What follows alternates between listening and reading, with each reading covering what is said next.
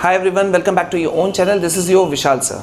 Guys, सुबह से बच्चे मुझे रिक्वेस्ट कर रहे थे कि सर आज सुप्रीम कोर्ट में क्या हुआ, जो सुनवाई होने वाली थी यूजीसी की, सीबीएसई का, तो उसके रिगार्डिंग क्या हुआ, उसके अपडेट्स ज़रूर आप दीजिएगा। तो अभी जो इम्पॉर्टेंट अपडेट्स मेरे पास में पहुंचे हैं वो इन्फॉर्मेशन मैं आप लोगों से शेयर करने के लिए भी आ चुका हूं।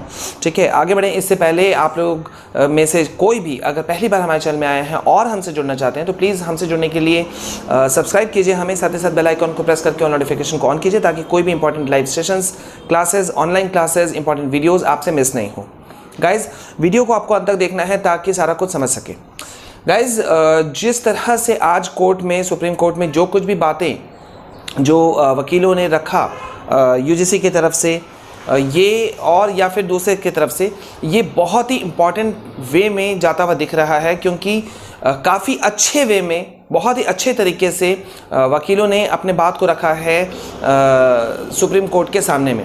जो एक बहुत ही इम्पॉर्टेंट जो दलील दिया गया है वो बहुत ही अच्छा ये रखा गया कि एक सवाल पूछा है यूजीसी से, डिफरेंट जो एक पक्ष है, जैसे सीबीएसई हो गया, यूजीसी हो गए, तो यहाँ पे ये पूछा गया है कि जब कोविड-19 के 1137 केस थे तो उस समय जब आप एग्ज़ाम नहीं दे पाए थे तो आप अभी कैसे ले सकते हैं। ये एक बहुत बड़ा सवाल वकीलों ने पूछा है, वकील ने पूछा है यूजीसी से, अदर डिपार्टमेंट से, कि भाई आप मतलब उस समय नहीं करवा पाए थे। और ये एकदम जेन्युइन बात है, बहुत ही सटीक क्वेश्चन पूछा है कि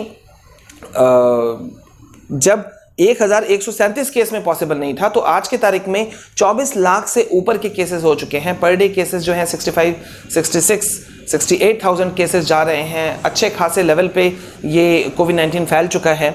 ज़ोरदार बहस हुई है, मैं आप सभी को बता दूं, काफ़ी ज़ोरदार बहस हुई है। और इसमें जिन जिन पॉइंट्स को उठाया गया मैं आप लोगों को बता दे रहा हूं कि उनसे बात मतलब बहुत ही अच्छे ढंग से रखा है वकीलों ने सुप्रीम कोर्ट के सामने में। और ये हो सकता है कि कुछ अच्छी चीज़ें निकल करके आएँ। अब ये तो आखिरकार लास्ट में सुप्रीम कोर्ट ही तय करेगा कि क्या करना है क्या नहीं करना है।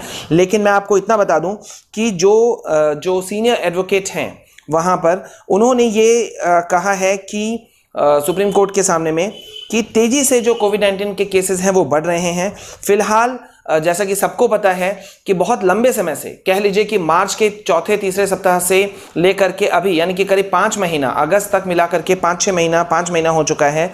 कई स्थानों पे जो कॉलेज हैं या जो एजुकेशनल इंस्टीट्यूशंस हैं, शैक्षणिक जो संस्थान है, उसको क्वारंटाइन सेंटर्स में बदल दिया है। ठीक है, तो वैसे सिचुएशन में किस तरह से एग्ज़ाम होगा नहीं होगा। अब यहाँ पे जैसा कि यूजीसी की तरफ से कहा गया था कि DMA यानी कि डिज़ास्टर मैनेजमेंट एक्ट जो है ये लागू नहीं हो पाएगा, या जो DMA के आधार पे जो काम करता है, डिज़ास्टर मैनेजमेंट जो अथॉरिटी है, उनका यहाँ पूरी तरह से काम नहीं आ सकता, या उनका रोक नहीं वैलिड है, क्योंकि जो एग्ज़ाम्स है वो कंडक्ट करवाते हैं ये डिफरेंट जो बॉडीज़ हैं। जैसे कि यूनिवर्सिटीज़ एग्ज़ाम को यूजीसी कंडक्ट कराता है, बोर्ड एग्ज़ाम्स को, सीबीएसई वाले एग्ज़ाम्स को सीबीएसई कंडक्ट कराता है।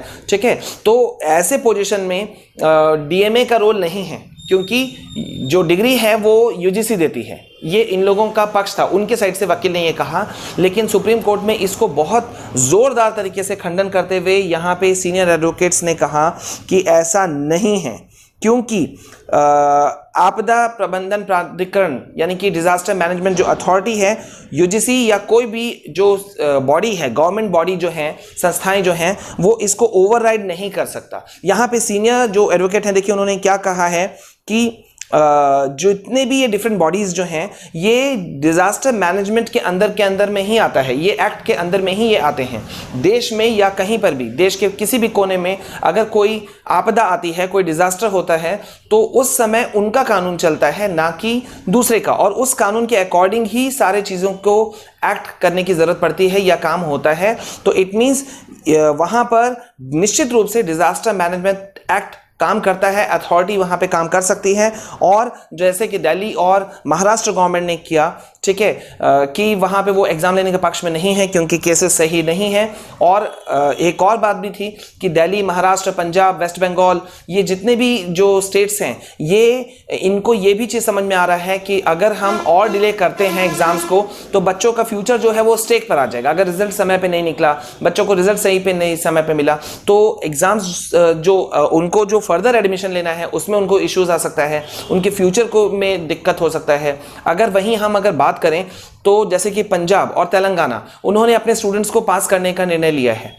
उन्होंने अपने स्टूडेंट्स को ग्रेस मार्क्स देकर के अपने जो भी कंपार्टमेंट वाले स्टूडेंट्स थे उन सभी को पास करने का फैसला लिया है, ठीक है। तो मतलब ये हुआ कि जोरदार तरीके से रखा गया है। यहां मैं आपको एक बार बता दूं कि जो एक पॉइंट रखा गया है वो रखा गया है कि किसी भी आपदा की स्थिति में डीएमए यानी कि डिजास्टर मैनेजमेंट जो अथॉरिटी है, ठीक है, उनका जो निर्देश होता है, ऑर्डर्स होते हैं, वो पूरी तरह से होते हैं और उसे कोई भी दूसरा जो बॉडीज हैं, जो डिफरेंट जो संस्थाएं हैं, वो उसको हल्के रूप में नहीं ले सकती, ठीक है।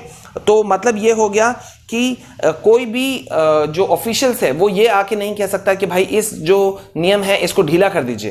तो कहने का मतलब ये हुआ कि आप एग्जाम्स को लेने के लिए, जो जैसे कि यूजीसी कह रही है कि वो लेना ही चाहती है, सीबीएसई कह रही है कि वो लेना ही चाहते हैं, तो यहाँ पे जो सीनियर एडवोकेट्स हैं उन्होंने बहुत जोरदार ढंग से रखा है सुप्रीम कोर्ट में अपने पक्ष को कि 29 अप्रैल को जो टोटल जो मामले, जो 29 अप्रैल, ध्यान दीजिए, 29 अप्रैल को जो टोटल जो केसेस थे इंडिया में उस वक्त थे 1137 टोटल कोविड-19 के केसेस थे।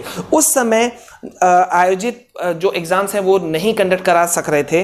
तो जब आपके पास में ये कोर्ट में ये बात रखा गया है कि जब बड़ा केस हो चुका है, जब लाखों 24 लाख से ऊपर के केस इंडिया में हो चुके हैं कोविड-19 के, और साथ ही साथ पर डे 60-65,000 का केसेस जा रहा है, तो आप एग्ज़ाम कैसे ले सकते हैं? अगर एग्ज़ाम्स मई में नहीं हो सकते थे, अप्रैल में नहीं हो सकते थे, तो अब आप अगस्त या सितंबर में एग्ज़ाम्स को कैसे लेने के लिए सोच रहे हैं? ये बहुत बड़े ढंग से रखा गया है सुप्रीम कोर्ट में। यहाँ पर जो एडवोकेट्स हैं उनकी तरफ द्वारा ये भी बात रखा गया कि स्टूडेंट्स जो हैं वो अपने फैमिलीज में रहते हैं, अब उसमें उनके ग्रैंड पेरेंट्स हैं, दादा दादी हैं, नाना नानी हैं, फादर मदर हैं, ठीक है। तो कहीं ना कहीं मतलब जो स्टूडेंट्स के, जो अगर कोई स्टूडेंट पॉजिटिव हो जाता है कोविड-19 से, तो वो जो है वो बहुत लोगों को संपर्क में आकर के बहुत लोगों को फैलाने का पॉइंट रखता है, मतलब फैलने का क्षमता जो है वो बहुत बड़ा हो जाएगा अगर एग्जाम्स कंडक्ट होते हैं, ठीक है। तो जितने भी ये गाइज ये टोटल केसेस थे यहाँ पे, इस पे ये जो जोरदार तरीके से बात रखा गया है, और सुप्रीम कोर्ट ने जो उनका जो पूरे जजेस हैं उन्होंने अगली सुनवाई जो है वो 18 अगस्त तक के लिए स्थगित कर दी है, ठीक है। और अब देखने लायक सीन होगा ये कि 18 अगस्त को क्या कुछ होता है, क्योंकि वकीलों ने जो बात रखा है वो जेन्युइन है। जो भी सीनियर एडवोकेट्स ने जो बात रखा स्टूडेंट्स के तरफ से, ठीक है, चाहे वो यूजीसी के केस में था या दूसरे केसेस में था, बहुत जेन्युइन तरीके से रखा गया है। तो आई होप, मुझे उम्मीद है कि शायद कुछ पॉजिटिविटी के साथ में कुछ चीज़ें निकल के आ सकती हैं। लेकिन जैसा मैंने पहले भी कहा है कि आप लोगों को अपने एग्जाम्स प्रिपरेशन में लगे रहना होगा, आप उसे हल्के में नहीं ले सकते, बिकॉज एनीथिंग कैन हैपन। हम अभी 50-50 का चांस कह सकते हैं, ठीक है, 50-50 का चांस कह सकते हैं। हमारा चैनल अपने साइड से जो कुछ कर सकता है हम सारा कुछ कर रहे हैं, चाहे वो रिप्रेजेंटेशन लेटर भेजने के ऊपर में हो, सीबीएसई और मिनिस्ट्री ऑफ एजुकेशन को एप्लीकेशन भेजने पर हो स्टूडेंट्स के बिहाफ से, हमने सब कुछ किया है, ट्वीट्स हमने किया है अपने साइड से, ठीक है। तो हमारा साइड से हर चीज़ जो है वो हम लोग ज़रूर करेंगे, आपको उसके लिए बिल्कुल सोचना नहीं है। लेकिन तब तक के लिए आप लोग शांत होकर के सभी स्टूडेंट्स अपने तैयारियों में लगे रहें, ये मैं फिर से कह रहा हूँ, ठीक है। रेस्ट जो भी लेटेस्ट अपडेट्स आएंगे वो सारी चीज़ें हम आपको बताएंगे, लेकिन 18 अगस्त तक के लिए फ़िलहाल हमें वेट करना ही पड़ेगा। पहले 17 तारीख तक का अंदाज़ा लगाया जा रहा था, लेकिन अब 18 अगस्त तक के लिए हम सभी को वेट करना पड़ेगा, ठीक है गाइस। तो अभी तक के लिए जो आपने मुझे रिक्वेस्ट किया था कि सर जैसे ही कुछ अपडेट्स आता है तो ज़रूर दीजिएगा, तो मैंने आपको पूरा अपडेट्स दे दिया कि आज सुप्रीम कोर्ट में हुआ क्या।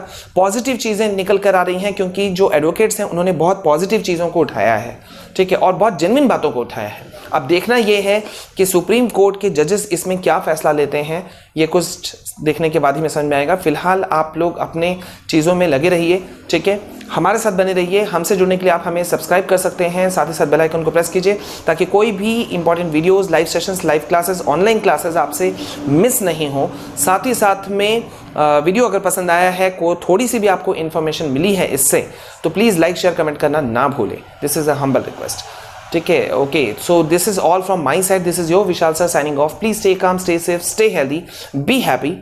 जय हिंद, जय भारत।